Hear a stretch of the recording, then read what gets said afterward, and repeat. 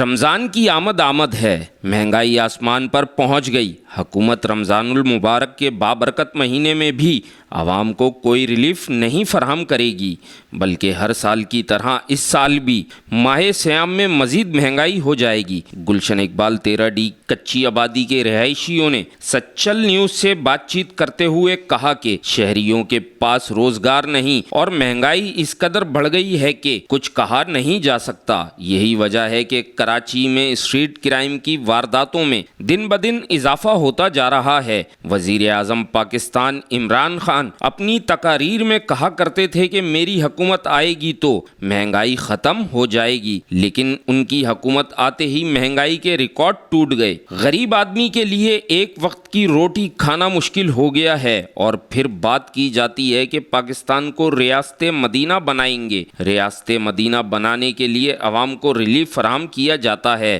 Relief تو نہیں دینا، ریلیف تو نہیں دے گی، یہ اور مہنگائی بڑھ جائے گی، کیونکہ اس کا وزیر اعظم کا اس طرف دھیان ہی نہیں ہے۔ وہ تو لگا ہوا نواز شریف کے پیچھے اور اس کے پیچھے یہ کھائے بھائی پہلے عوام ڈیوٹی مار رہی ہے، اس کو تو دیکھو، اس کی طرف دھیان ہی نہیں ہے۔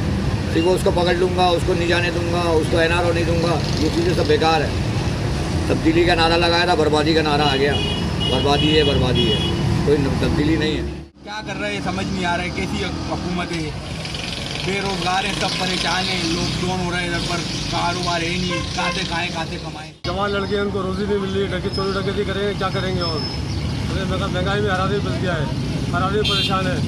گیس بجلی کے بل زیادہ آ رہے ہیں، بجلی کا بل بنے گا، غریب آدمی کھائے گا، مکان کا کرایہ دے گا۔